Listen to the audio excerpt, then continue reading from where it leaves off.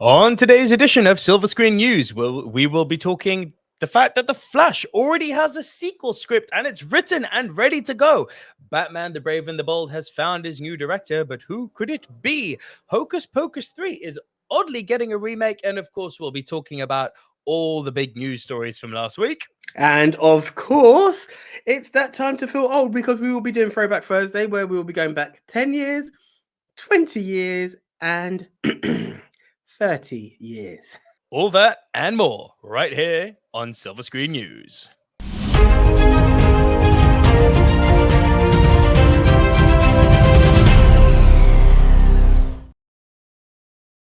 Hello, everyone. It's me. Some of you may know me as Daddy Goose. Some of you may know me as Double V. But right here on Silver Screen News, I am simply Nico Leroux. And I am joined by... The name is pretty much the same across the YouTube verse. It's the one AJ Anthony Jordan. There is no there is no Too Sweet Tony. It's just me, the one AJ Anthony Jordan. And yeah, pumped. Silver Screen News is back, baby.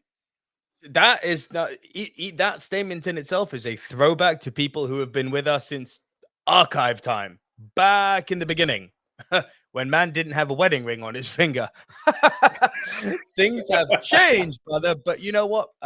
Shout out to my boy Louis Beneventi, who did mention that it might be worth retweaking our YouTube platform. So here we are, the Silver Screen Dudes, launching with our first ever episode of Silver Screen News. And 444, our first story, I thought we would go big, or should I say, fast, because, AJ, as it turns out, the Flash sequel has already been written. Now, just tell me you can see this on screen, yes? I can. Good.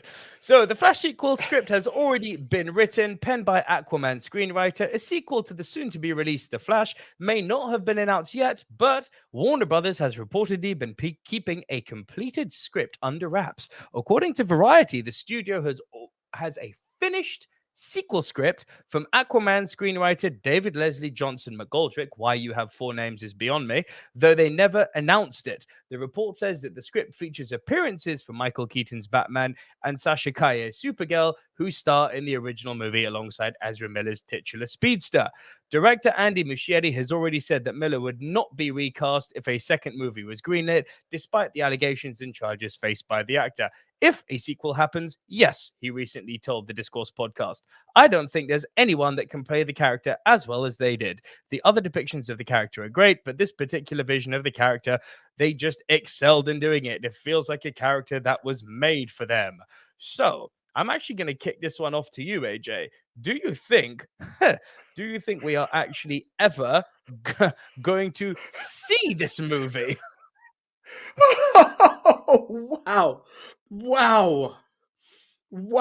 So my biggest speculation for this film, the Flash number one, was we will see a recasting because, like, you know, guilty, innocent until proven guilty. We're just literally waiting for the gavel to touch wood right now. However, I stand corrected because here we are learning that this film is written with the actor in place with no intentions of replacing.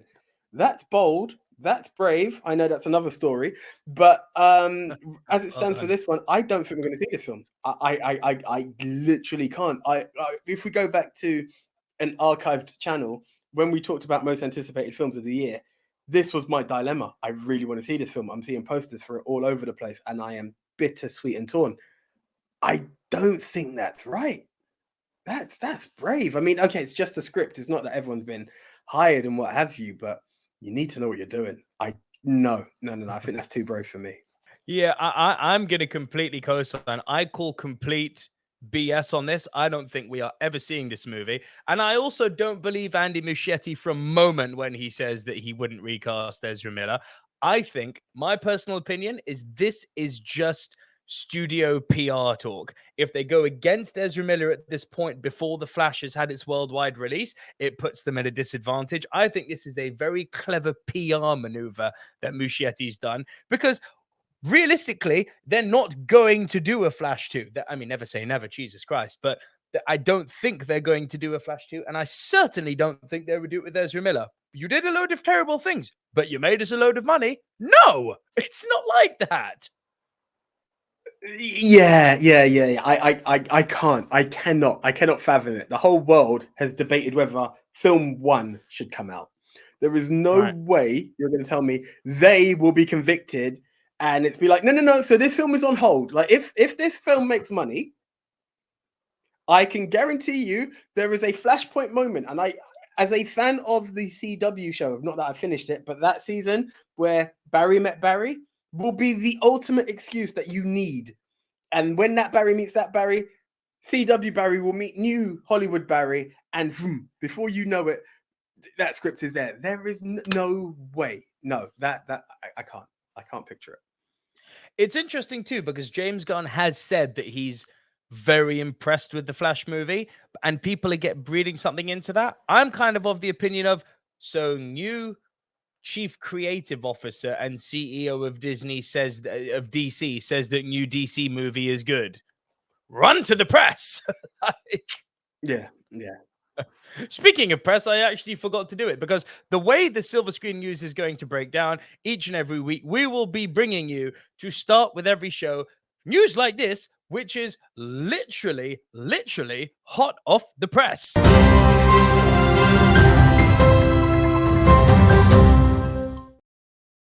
Yeah, it's still hot. It's that bacon right now. Oh yeah, so that's sizzling news. And speaking of hot, you're right. I have to go with the. No, go on. You have to go with go. I was going to say I have to agree. They've got positive review from the new chief director, and let's keep pushing. Let's keep pushing. You really need to see this film. We're really pushing it so much that number 2 is already written. So here's the thing. There's another story we're going to come to a little bit later, which, for me, if you read between the lines, completely supports what we're saying now, which is this movie's never happening, and supports what I just said about the whole, this is basically just a PR spin for Mandy Muschietti, right? But before we move on to that, our second off the press story, this is one I'm very, very curious to hear your take on, actually, because our second off the press story, let me just find it right here. Where have you gone? You were here. Here we go. Hocus Pocus 3 is officially in the works at Disney. The news comes on the heels of the sequel's success on Disney Plus last year. Now, before we actually talk about the quality or lack thereof of this movie, let me just go through this article from The Hollywood Reporter. Sean Bailey, president of Walt Disney Studios Motion Picture Productions, confirmed in an interview with the New York Times that Hocus Pocus 3 is happening. It all comes as little surprise given the success of last year's sequel, which set, wait for it, a record for an opening weekend by a movie on a streamer with 2.7 billion minutes viewed. Overall, the film landed at number 5 on the most streamed movies of 2022 with a total of 5.7 billion minutes viewed. While the first film was not a box office hit, it became a cult hit over the years thanks to airings on basic cable. The third film would follow Kenny Ortega's 1993 original and last year's Anne Fletcher directed sequel, both of which starred Bette Midler, Sarah Jessica Parker, and Kathy Najimy as the Sanderson sisters, Winifred, Sarah, and Mary, respectively, a trio of witches who suck the life force out of children in an effort to stay young. Right. I have some feelings on this. So, with respect, I would like to take the reins on this one. This is the biggest case of what have you done for me lately in reverse? Because if you think about it, as the article literally says, Hocus Pocus 1 is so beloved. So obviously Hocus Pocus 2 is going to do well. But as I'm sure you're going to attest to in the moment, disclaimer, I haven't even seen this movie. The trailers looked awful, and word of mouth from my best friend who's about to appear puts me off ever seeing this movie. So it's not because Hocus Pocus 2 did so well that you should greenlight to number 3. This is a case of studios' lack of awareness for how people are actually feeling. AJ, fill me in on how good or bad this movie was. This is an absolute cosign, bro. The film was terrible. Absolutely terrible.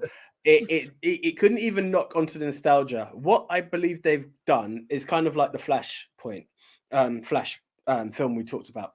they had a script in place, which was to lead for a new generation.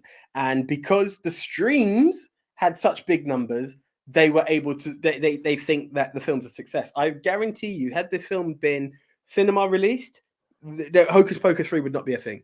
It's literally a case of anyone can stream this, anyone can think this is bad, I'm going to give this another shot. I put on Hocus Pocus 2. The missus wasn't in when it came in. Maybe I've rewound it because that's what we're talking now. We're talking watch minutes. There are so many elements behind what made Hocus Pocus 2 one of the most streamed out there, but I've not heard any positives to Hocus Pocus 2 from absolutely anyone. 2-minute giggle that, oh, they updated the broom to the electronic Hoover that does all the hoovering on its own. That was it. Ha ha, giggle, giggle. There was nothing positive about this film. This goes back to the argument you have always made. Box office versus streaming is always going to be the winner because the streams mean nothing on this. The film was terrible. But this is kind of the point, isn't it? It's like the views, the number of views are not an accurate reflection of the movie's quality. They're just not. Far from. And I literally, I shouldn't say that having not seen it. I'm admitting I haven't seen it. You told me, and let's be real. In a world of you and me, you're often easier to please than I am with passé movies. I'm not being insulting now. I think no. This is it. Yeah. So for you to turn around, not that you're some gradient of low expectation, but I'm just saying you're easier to please than I am. So if you were like, nah, to this movie, I don't see how I could gravitate towards it. And I love the original. My other half is deep into Hocus Pocus. Like, I remember watching Hocus Pocus, and that is it. It's a fond memory. If you're going to tell me a certain scene or anything, I'm blank to it. You talk to my other half, she could tell you the song that Sarah Jessica Parker sings at a certain point and all of this. Like, it's one of her favorites. Like, it's a treasured memory to her. She was so excited, yet so disappointed at the same time. I do this, and I guarantee you it won't do the numbers you were expecting, Disney. It's a fact. You had every parent under the sun looking to show their kids what Hocus Pocus was all about. And that's why the sequel came out. And no. Do you know, here's a question. I believe there's a film on Netflix called 365. Is it 365, 364, something like that? Okay. It has views. You watch its scoring review. I think it's like 0%. Like, you don't have to be good to be viewed. Correct. Especially on the stream. So think about it, Disney. Think about it. Oh, another instance of Disney not having their finger on the pulse. My goodness, they've fallen off the wagon in the last few years. It's fine. I'm sure they'll rediscover themselves now that Bob Iger's here. Now that Bob Iger has returned, thankfully. God, I wish Silver Screen News had been around when I was ripping on Bob Chapek. Oh, God, that would have made for views. just on a quick side tangent regarding Bob Chapek. I think I'll put this one in vertical because I think this should get some nice clicks. Regarding Bob Chapek, because remember, this is the guy who said to Pixar, yeah, we're going to put your movies directly onto streaming because no one really cares about animation. Oh, well, roll on 2023. The biggest box office opening and still the biggest box office movie of the entire year is Super Mario Bros. The second biggest box office opening and looking to be the second biggest box office movie of the year is Spider-Man Across the Spider-Verse. Suck on that, Chapek, you asshat. Sorry. God, I needed to get that out. Can I just follow up on that? I get that Disney have Marvel. I get that Disney have Star Wars. But you are still part of the House of Mouse. How are you going to say that animation is dead? Come on, bro. Finger on the pulse. This is a very good point. I wish I'd put you vertical for that. It's all good. It would have been too long for a reel. But yeah, come on. All right. Our last hot off the press news story, before we move on to last week's news today, our last hot off the press news story, and it's weirdly linked to our first story, just unintentionally. So, this is going to make you laugh. Da, da, da, da. The Flash's Andy Muschietti reportedly directing The Brave and the Bold. So do you remember when I So- said he made a brave and bold statement? So go on, hit me Yes, with it.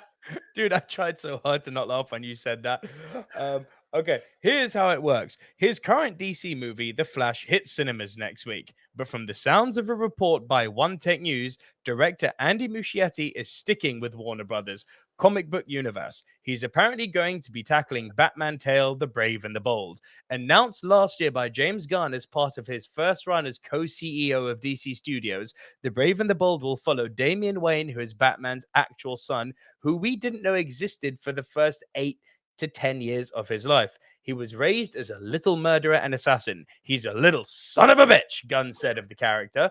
He's my favorite Robin based on the Grant Morrison comic books run, which is one of my favorite Batman runs. And we are putting that all together right now. From the sounds of it, the new movie will introduce more of the Bat family to the live action sphere than has ever been seen before.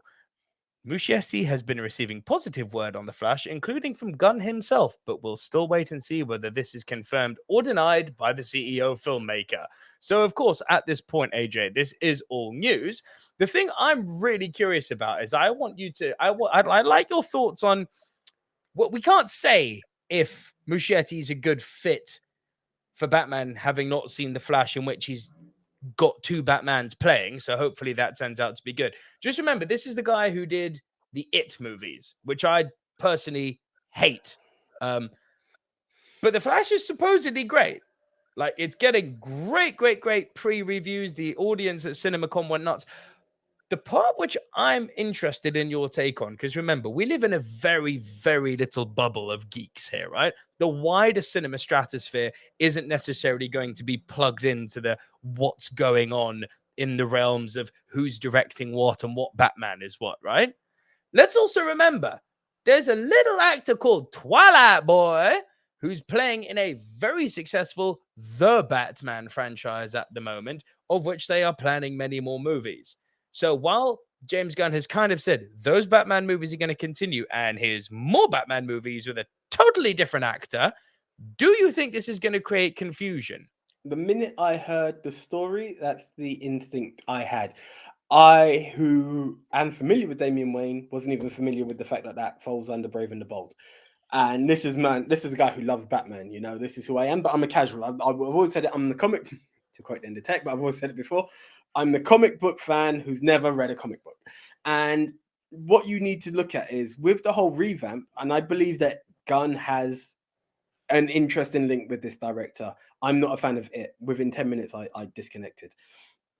What I believe is an issue is what we had hoped with James Gunn at the helm was, and is it David Zaslav? We were hoping that a lot of this stuff was going to get put aside and let's look at continuity, because it was a common soundbite from everyone. You didn't know what DC was on. So now I was expecting a timeline that would do it. So yes, you can have the Flash timeline and the Batman one, and somehow, especially because it's Flashpoint, somehow make it merge and make sense. You know, you could make something happen. To now bring in Batman's son when I'm in Batman Year One phase, it is not the right time.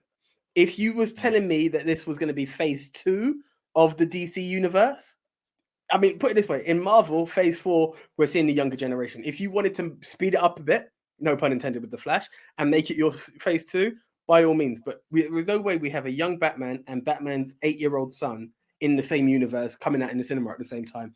Utter confusion. Yeah. I very much second that. And again, I highlight the point that we live in a very, very small bubble of geeks here. To us, it will make sense. And even to us, it's a bit like, whoa. So there's 2 Batmans. One's in this Gun verse and one is like in its own separate verse. Like, he has said that the Joker with Joaquin Phoenix will continue to be made. It's going to be a separate thing from his universe. The Batman with Robert Pattinson will continue to be made. It's a separate universe. But the thing is that people aren't aware of these universes. People just see the labels. They see DC, they see Marvel, they see Star Wars, right? That's how they associate with them. So yes, you can explain to people that this is its own separate thing. It's not part of like some continuity that Gunn is creating. But just yesterday, when I went to see Spider-Man Across the Spider-Verse, I was with my boy Louis. and they played the trailer for Blue Beetle, which does look good. But even Louis, who's pretty plugged in, looked at me and went, "Is this James Gunn's first movie?" So on that, you can see, yes, he's aware that there's this shift in power at DC, that Gunn's coming in. But even someone who's semi-plugged in isn't clear, but where's the start of this? You and me know it's Superman in 2025. But even now, before it started, there's confusion. So I love the fact that we're getting a Brave and the Bold storyline, but I'm terrified about the confusion it's going to cause. Can I just bring it to a point of Marvel really quickly? Do you need to go big screen on this? I mean, you can do. We'll go big just to be on the safe side. People are confused as to why Spider-Man and Venom are not on the same screen. How on earth are you going to give me 4 different versions of Batman? For 2 different types of speedsters and all different versions of Superman going on, and then expect me to follow through? We thought X-Men was bad. This is worse in terms of trying to follow one in continuity. It's an absolute mess. And that's the one thing I hoped DC were going to change. Yeah, no, I'm with you. This is the Batman seems to be this one little caveat that they can't quite work out, because they struck gold with the Batman. Audiences. I know you were kind of on the lesser scale compared to me on that one, but generally, audiences loved that movie. There were problems. No one thought it was perfect. People were comparing it to The Dark Knight, which you should never do because it won't be beaten. But people were very much like, okay, this is good. This is a good DC movie, in a pantheon of really, really bad DC movies. This one stuck out as like, this is the good one. So people like this, and James Gunn clearly liked it, which is why he wants to continue with it. It is confusing. I'm kind of just of the opinion he should have just brought Robert Pattinson into his world and played from there. Merge the universes. Again, I don't want to quote CW, but at one point you had Flash and Arrow in one universe, Supergirl in another. By the end of it, they were all on Earth 1. Just create one Earth that people can follow. Then get into your multiverses. Don't just expect us to understand a multiverse. Flashpoint will not fix that. I don't know if it's a multiverse. I think he's very much saying it's not connected. They'll never be connected. It's a separate thing. I don't think you're ever going to see Pattinson in Gunn's world. I tell you why it's difficult. Are you now telling me that at no point is Gunn going to look for a Justice League movie? He will, but it'll be with the Batman in The Brave and the Bold, not Pattinson. Right, so there we go. So it's not even following Damian Wayne's story. We are going to legitimately, for this now, bear with me, we're going to have Michael Keaton, Ben Affleck, Robert Pattinson. But this is all going to be seen on screen within the next 5 to 10 years. Take this from the top again. We're going to have so we're going to have Ben Affleck, Michael Keaton, Robin Pattinson. Sorry, let me get those all into the screen. That's 3 Batmans. Then you're going to tell me about a Brave and the Bold with a 4th Batman. At which point, each of these guys are able to have their main nemesis, the Joker, and then you've got the Joker universe on top. And I, who loves all of this, is confused as fuck. The casual fan is going to follow this easily. I doubt it a lot. Yes. And hence the question, is this confusing? Answer, yes. Hell yeah. Hell yes. All right. So those are kind of the latest hot off the press stories that have broken in the last sort of 24 to 48 hours. But there was also some really interesting stories that broke last week, which I'd kind of like to cover in our section that we call News Update.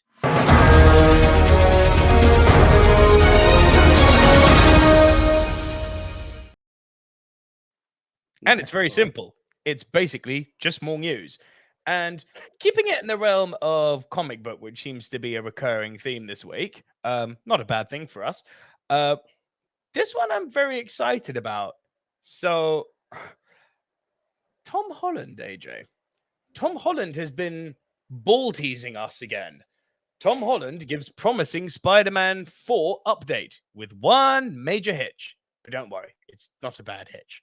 So, Tom Holland has given an update on the negotiations for a potential return to the Marvel Cinematic Universe. The 27-year-old actor has appeared as Peter Parker, aka Spider-Man, in several films across the popular franchise, including his own trilogy, Spider-Man Homecoming, Far From Home, and Spider-Man No Way Home. While his future in the franchise is yet to be confirmed, he has expressed a willingness to reprise the role in future films. Speaking to Variety at the premiere of his new Apple TV Plus series, The Crowded Room, Holland revealed that negotiations for a fourth MCU Spider-Man film had been taking place.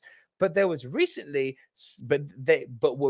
scuppered, by the ongoing Hollywood writers' strike. That's the hitch. On May 2nd, the Writers Guild of America began industrial action, yada, yada, yada. I'm not going to go into the writers' strike thing, but the writers' strike thing is important.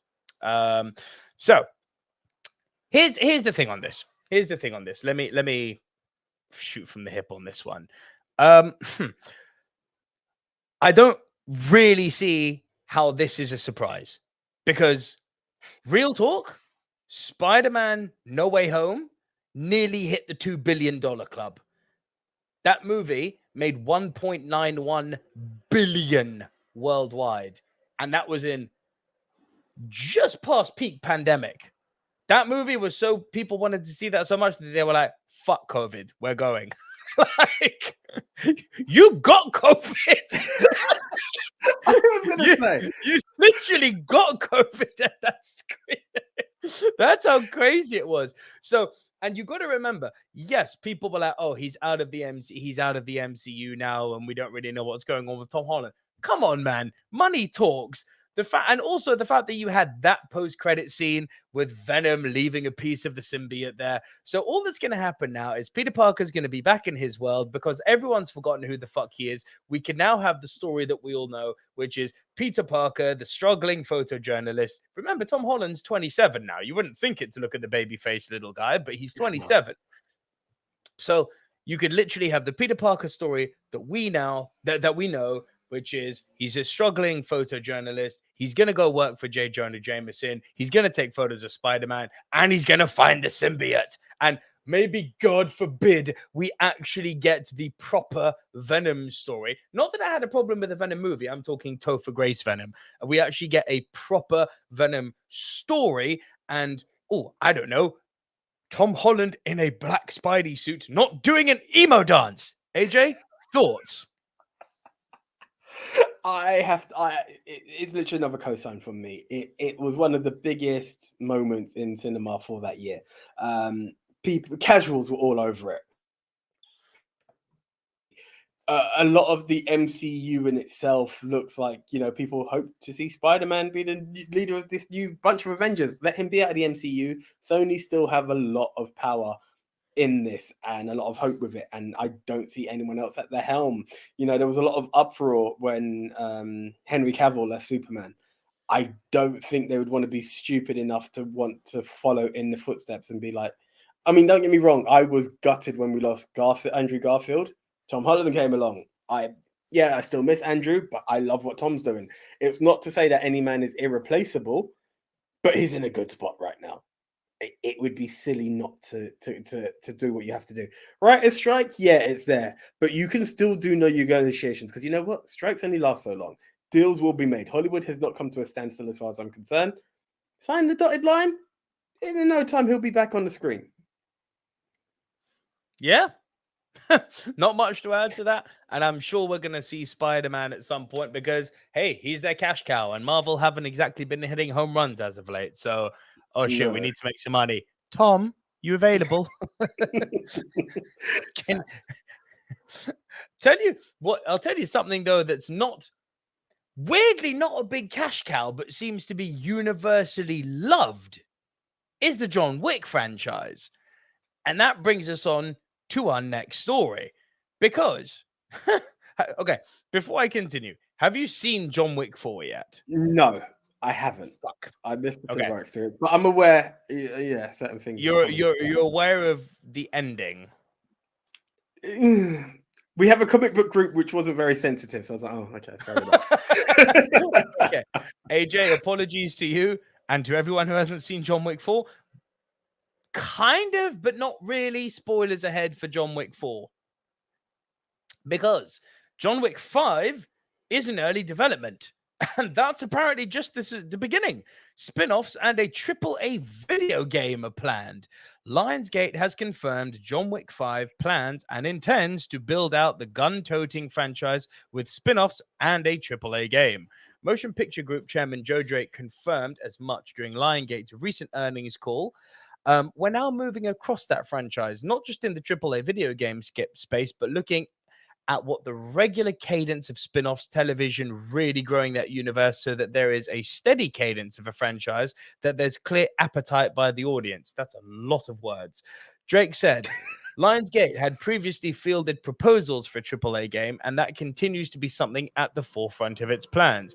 In normal speak, that all amounts to John Wick growing out its franchise with more entries more often, including television. One series, The Continental, is set for release later this year. Another spin-off movie, Ballerina, starring Ana de Armas, is also on the way on June 7th, 2024. So, AJ, my question to you, is this too much of a good thing? I believe you have many angles, and I think it could work. Now, I don't know where... I'm aware of that John Wick, being under the label John Wick, may not work for John Wick 5, but hey, stuff happened. I think something like the like the hotel and stuff like that can give us origin stories, can give us spin-offs. Something like the hotel as well can give you a different series. It could be like an anthology series because it could be a different hitman at each time. But as long as you keep the ground basis, it won't have John Wick, which will always feel like something's missing. But let's take What We Do in the Shadows, the film, versus What We Do in the Shadows, the TV series. Completely different cast. But it has the ground basis and it has the comedy. If you have the right people in there, you can have a pretty awesome series. And it can have different angles to which it can work. The Ballerina, very much the same. I would like to go with an origin story. Not that I'm familiar with the character too much, but you can work with stuff and make it happen. Slow down. But if you have all these ideas that are flowing, put them on paper and let's see what happens. Some will pick up, some will drop. Let's be honest, Star Wars has many different series at the moment. Some are working, some are appreciated. Those that I would say aren't working are being appreciated by others. So there is something for everyone within a universe. Yeah, look, it's very interesting that they're doing a John Wick universe because the franchise, as I said, pretty much everyone who's seen it has universally either admired or in some cases, Exhibit A, loved it. But they've never been massive money makers. Like, considering the star power of Keanu Reeves and considering, the star power of people like Donnie Yen and some Halle Berry, they've had some big stars in these movies, Lawrence Fishburne. And the concept, while being very simple, is highly entertaining and people love a bit of entertainment. But these movies have never really made close to $1 billion. Like, they're not big movies. They're steady eddies. They'll make you your money back. You won't run at a loss on a John Wick movie, but so far, I'd love them to do billions, but they're not. So the fact that they're going all in on this, I question the financial sense of it, but I'm happy about it from a consumer point of view. I guess what I'm saying is too much of a good thing, too much, because yes, John Wick doing his crazy gun fu stuff, awesome. Everyone doing crazy gun fu stuff. Now you have the law of diminishing returns. If you've got, yes, as you said, I like the pitch you made about having different assassins, but if you've got every single next man walking into the Continental and he's able to do gun fu, by proxy, then it makes what John Wick does less special and he becomes less John Wick-ish. The other thing that on the flip side, what I'm happy about is that for all the nasty, crazy stuff that John Wick's body went through in John Wick Chapter 4, and believe me, he got hurt. The way he allegedly died was like, that got him. This guy eats bullets like this. Okay. I suppose poetically it makes sense, but really? So if we're getting a John Wick 5, I'm kind of happy that because that by proxy means, okay, John Wick 4 isn't the end. He's not dead. So yay. Happy days. Yeah. Going back to the Continental Hotel, there are so many rules within that you have to follow that you always grab a small part of in a John Wick movie. there is so much of that to be told in a TV series. And again, consumer money making wise, it could be really smart because you know what? Because John Wick is something people flock to, a network will buy it up and they've made the money instantly from a network as opposed to like having to worry about box office seats. So yeah, it could work. The game I'm especially interested in, especially if it's made by someone like Sucker Punch. Can you imagine, like, if the team behind Do you know Ghost... there is a John Wick game out at the moment, but I think it's like a 3D one or something. I don't know, like the VR one. I'm not too sure, but it's not good. So it'd be good to see an official proper game come out. I'm just imagining someone like Rocksteady who did Batman Arkham Asylum, or like Sucker Punch who did Ghost of Tsushima doing like a John Wick. It'd be like, yes, please, all day long for that. Yeah. All right, last two stories before we get ready to feel old. Yes, indeed. So, The Rock, the People's Champ, or Dwayne Johnson, Big Daddy D, as he likes to be called now. Dwayne Johnson is set to return to the Fast franchise. Sort of. So have you seen Fast 10 yet, AJ? No. I'm held back at the moment because the missus has not seen a single Fast, and it's like okay, I love it. I don't want to bring you in at 10. Fast 10, all sorts of fun. But there is well documented beef between Dwayne Johnson and Vin Diesel, yes? Well documented. Yeah. To the degree that these motherfuckers don't want to work together anymore, right? Like, to the degree that everyone knows The Rock has star power and they wanted to keep him in the franchise, so they gave him a spin-off franchise called Hobbs and Shaw, which I personally did not like. And then, what happens at the end of Fast 10? In the post-credit scene, The Rock shows up. And so it's like, yay, they squashed their beef. Oh my God, yay. But as we found out last week, not yay. Dwayne Johnson is returning to the Fast and Furious universe with a new standalone film reprising his franchise role as Luke Hobbs. Universal Pictures announced the project on Thursday. Longtime Fast and Furious collaborator Chris Morgan wrote the untitled film script. Plot details were not available, though individuals familiar with the deal said that the new movie will bridge between the events of the just-released Fast 10 and the upcoming Fast 10 Part 2, which is expected in 2025. Johnson just appeared as Hobbs, a diplomatic security service agent, in a credit scene for Fast 10. Johnson will produce the film with Danny Garcia and Hiram Garcia for their $7 Productions, along with Vin Diesel and Samantha Vincent via their One Race films. Now, then there's a few other producers that are named. But now here's the part that pisses me off monumentally. Johnson announced Hobbs' return with a video posted to social media with the caption. Now imagine this in The Rock's voice. Your reactions around the world to Hobbs' return in Fast 10 have blown us away. The next Fast and Furious film, you'll see the legendary lawman, that's an overstatement, will be the Hobbs movie that will serve as a fresh new chapter and set up for Fast 10 Part 2. And now here comes the bullshit. Last summer, Vin Diesel and I put all the past behind us, Johnson added. We'll lead with brotherhood and resolve and always take care of the franchise, characters, and fans that we love. I've built my career on an audience-first mentality, and that will always serve as my North Star. I have some comments to make about this.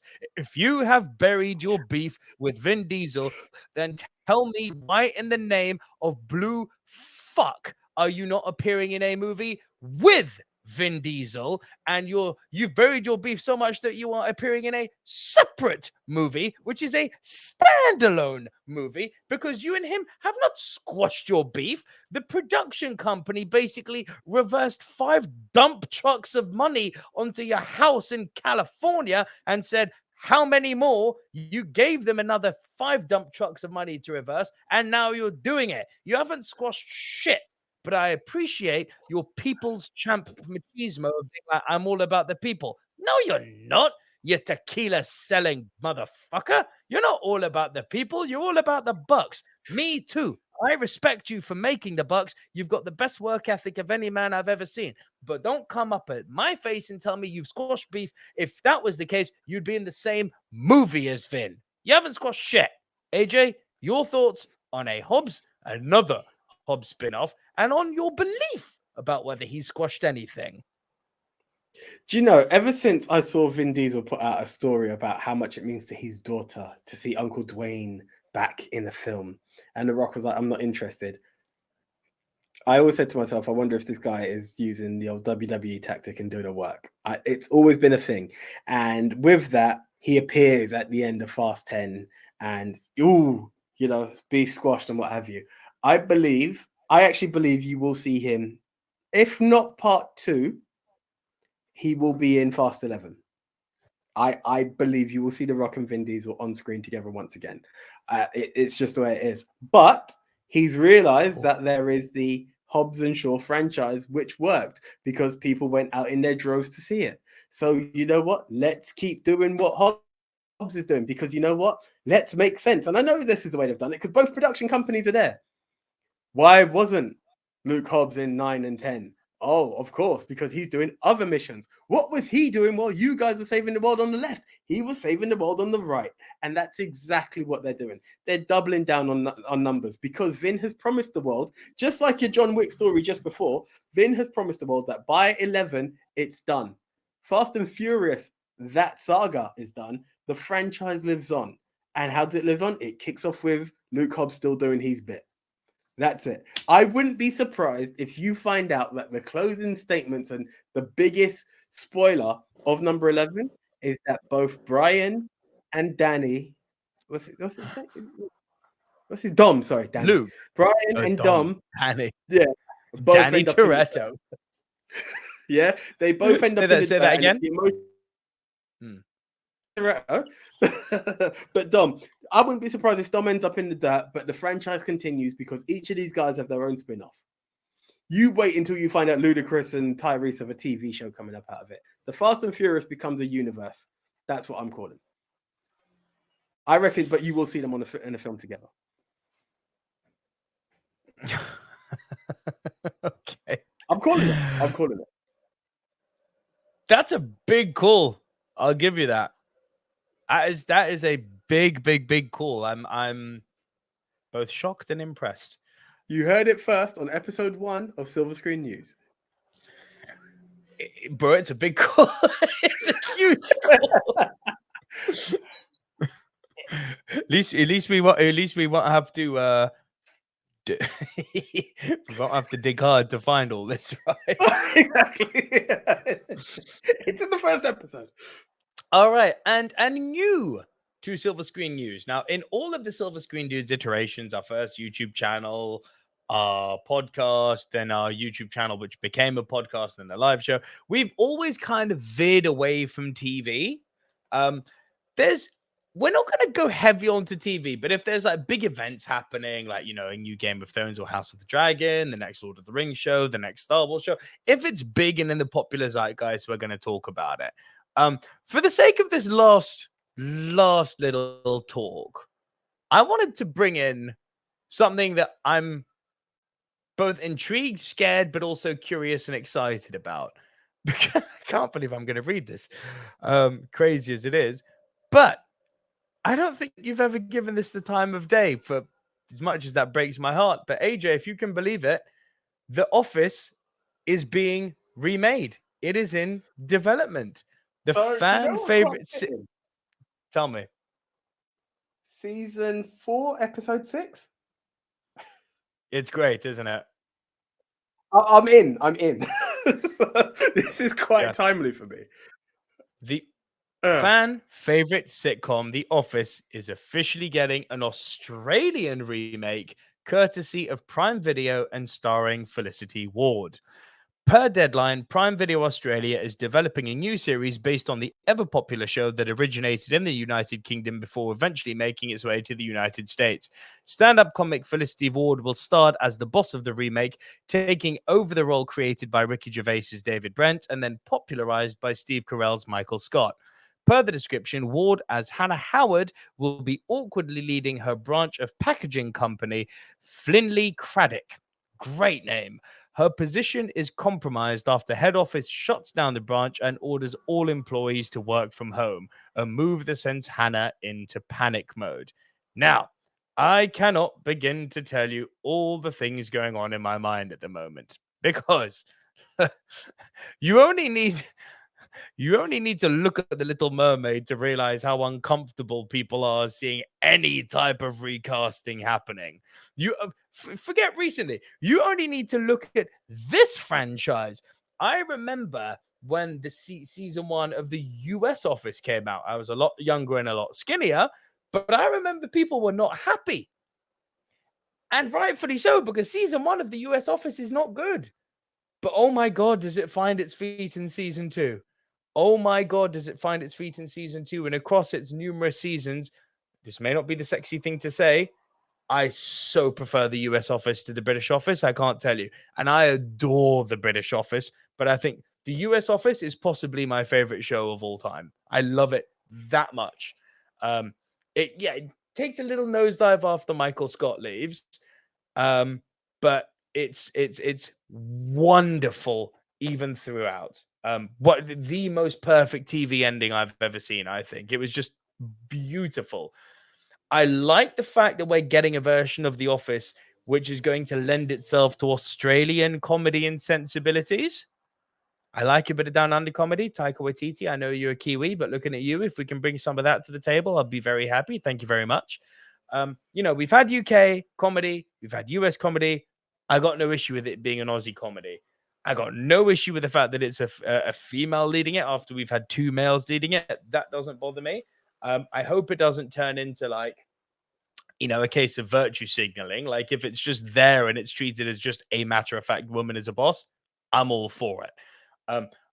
The premise slightly bothers me. So everyone is sent to work from home. Like I appreciate that's kind of a modern ideal, which I love.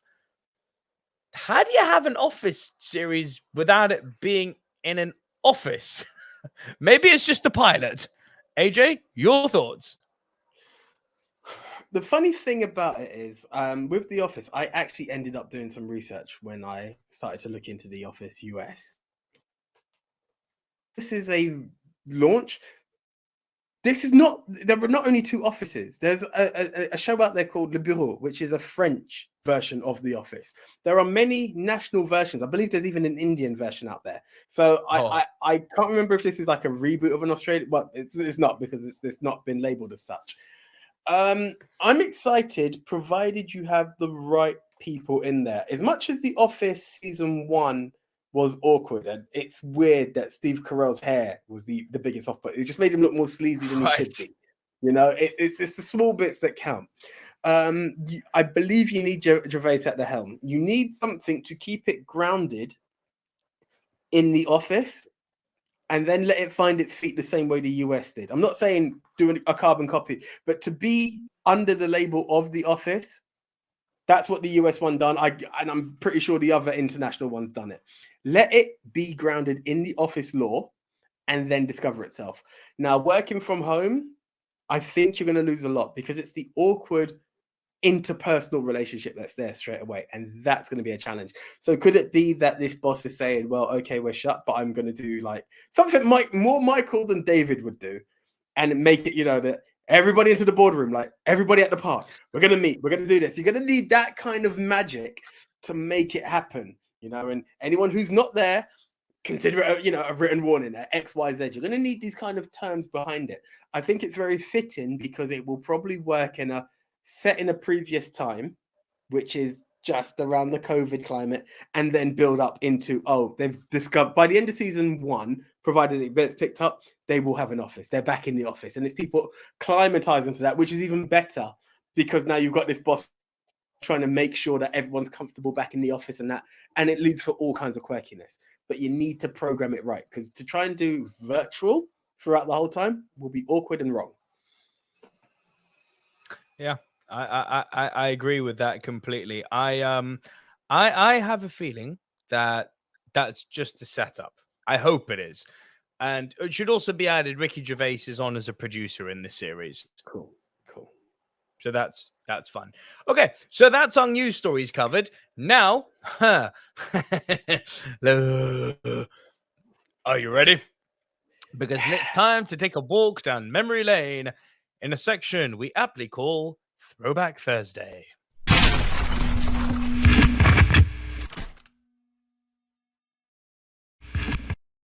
I like the do you know what it is? The TV itself looks like an old school TV, which makes me feel even older because I have touched one of those TVs. Okay. Yeah, boy. Right, AJ. 10 years old this week. The first of a horror franchise. Not necessarily your cup of tea, but something I actually really, really enjoyed.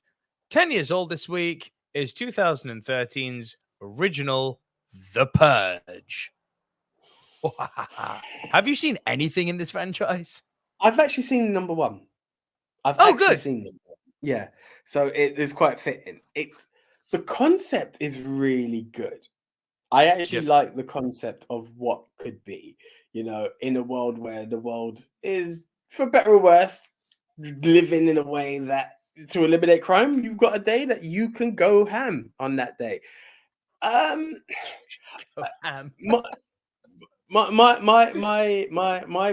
difficulty was when I thought of sequels. I thought the Purge in itself should be just a standalone one film because of what it should be. So for me, I was impressed by this film, not talking the franchise. I was impressed by the concepts of it. The whole concept of should you let someone in when the rule number one is just lock yourself in, avoid everybody else at all costs, come out the next day. That's what it should be. When it starts to get a bit tricky, there's someone in the house, there's the people getting locked off. Now you're like, it builds for good tension. So it from a guy who's not the biggest horror fan, I've not actually given any of the other Purges a shot. I was impressed by what number one gave, but I didn't believe it should have had a second. Well, the second was very different to the first. What I always really liked about the first is how contained it was. It was very kind of much like a Stranger Knocks haunted house type thing, although obviously not haunted house, but the premise, the concept, the execution was very much based around that. It's like, oh, we're in a house, hide, right?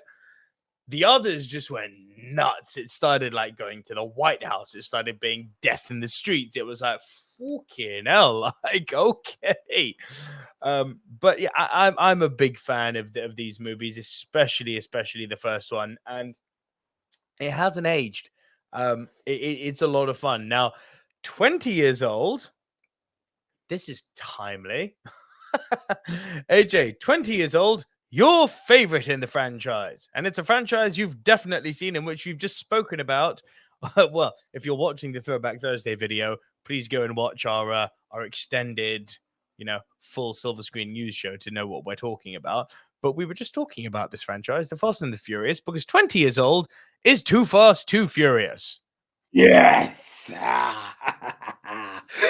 Sorry, if you go back to a previous pod, just listen on Spotify, you will know that AJ's numero uno is Too Fast, Too Furious. Funny enough, I saw a video just the other day. Do you know Ludacris was actually meant to be Ja Rule, who was meant to play the part? Yeah, I saw that the other day. He's like, sloppy seconds ain't so bad. Do you know, it's really funny. Without even knowing that this was going to be on the 20-year scale, I was just thinking about it coincidentally just this morning on the way to work. And I was like, I just had fun with this film. And 20 years, again, I just had fun with it. They just upped the ante with the nitrous oxide. It looked like Pimp My Ride, the movie edition. All of it was just cool. It was all literal micro machines brought to life. It was Need for Speed brought to life. And you'll never hear me say a bad word about the film. I had great fun with it. The first 20 minutes were. I've not looked back since you've made that statement. And sometimes I like keeping my treasure chests as they are. And that's absolutely fine, because I am going to go on the record now for new viewers of the Silver Screen Dudes YouTube channel. Please subscribe if you haven't done so already. Everything AJ has just said is true, minus the all, because it's not all. The first 20 minutes of this movie are literally Need for Speed Underground on steroids. and it's great. The moment they've picked up the Ferrari from the guy, for the guy rather, to get his freaking cigar cutter, oh, it gets painful. It gets painfully bad. And I've listen. Obviously, you can't exclude the beginning of a movie to get your whole global impression of a movie. But if you take out that beginning of the movie, good lord, there's not much entertainment left. I don't know, man. I don't know. I had good fun. I think one of the things that you'll always find is it's definitely a product of its time. Where Fast and the Furious 1 any given time because it's more action based, this one became more car based, and it was very much the way people were viewing their cars at the time. Like, people were impressed by nitrous oxide in number 1. They upped it. Like, every minute it was NAS, we need more NAS. It was just literally just there. Cars were looking as fancy dancy as possible because that's what you were seeing literally every day on MTV. Oh my God, you've added a screen to my car. Thank you, Exhibit Man. Like, all of that crap was going on to the highest degree. And that's exactly what they've done. They just amped it all and gave it to you in that film. And yeah, it went later. Because I'm your boy, Tim Westwood, and I is about to pimp your ride. Thank God that bastard's cancelled. But yeah. Is he actually? Yeah. Oh, yeah. I think there's a Channel 5 documentary that was out there that showed he is one dirty predator. Oh, no. Well, yeah. Keep it away from that then. Yeah. So, yeah, 20 years old is Too Fast, Too Furious. And AJ. It's hard to think that there's 10 years between the two of those, to be honest. It's mad. Right? Oh, God. But now, right. The 30-year-old. So, look, because of the amount of movies that you and me consume, and because of how old we both are now, I guess it's kind of like, yeah, okay, this feels kind of like 30 years old. But this film has not aged. It's crazy. AJ, I'm so happy to be doing Throwback Thursday this week, because in at 30 years old is the first ever film I saw in the cinema. Jurassic Park is 30 years old this week. Jurassic Park is 30 years old this week.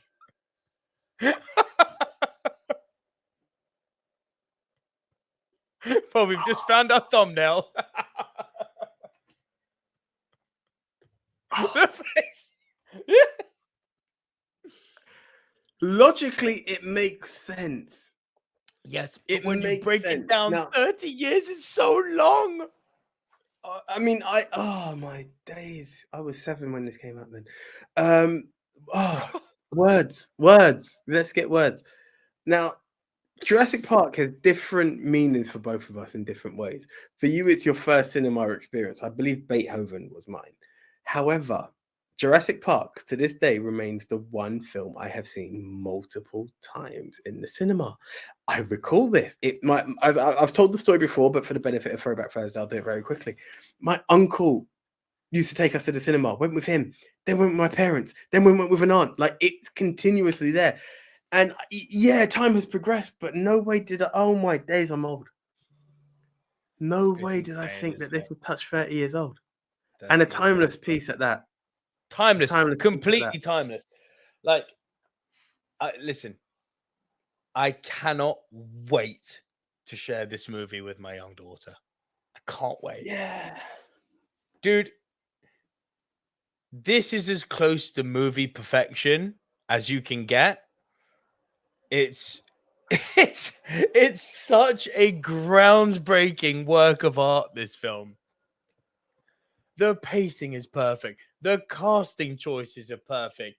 The tension is palpable. The action is insane. The effects and what they have done is on another level. The set pieces, the brilliant dialogue. Welcome to Jurassic Park. Oh, God, dude, like, the soundtrack, the John Wick, dun, dun, dun, dun, na, na, na, na, na, na, like, everything about this movie is just as close as you can get to perfection. And it's Dare I 30 say, it's not freaking years often it old. happens. It's not often it happens, but there's this weird, dare I call it goosebumps? There's this weird shiver in my body that is just like, I don't believe that. This is the first Throwback Thursday in a long time, but it's not the first Throwback Thursday. Okay, guys, this is weird. This is weird. Like for different reasons, it's the beginning of a cinema journey for each of the silver screen dudes, and this is weird. I'm Remake. Still processing. I'm still no, because they've tried that on multiple occasions.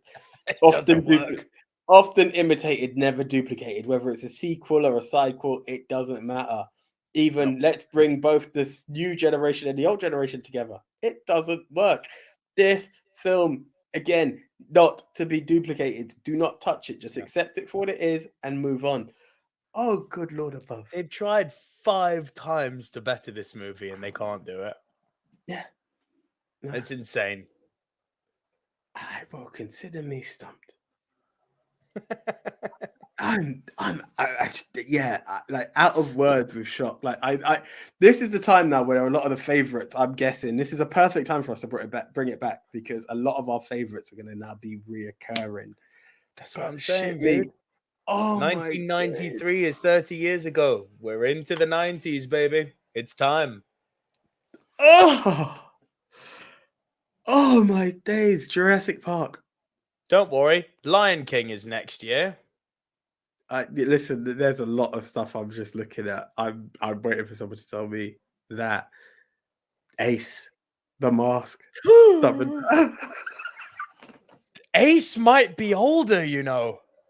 But isn't it 94? I swear it's 94. Anyway, let's not get into spoiler territory, but these are the things that scare me. And you know what's going to scare? Oh, my days. Long live the silver screen dudes, and we both, touch wood, see life. We aren't that far away. Bear with me with this. And guys, it's not a spoiler because there's enough years to go. Someone's soon going to say to us, American Pie's 30 years old, and I'm not ready for that. Oh, damn it. I'm not. Don't say it. That's going to be crazy. That's going to actually be crazy. But guys, that 1 hour in, that is the end of Silver Screen News episode 1. And boy, does it feel good to be back.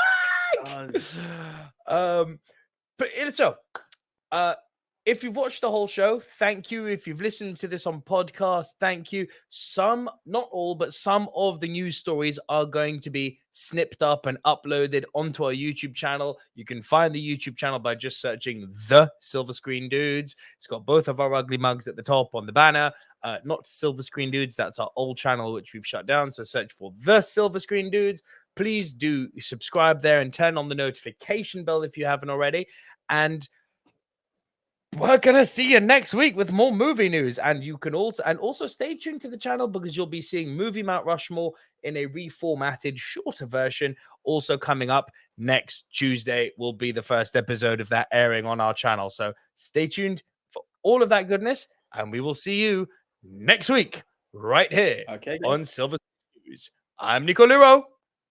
I'm AJ. See ya. See ya.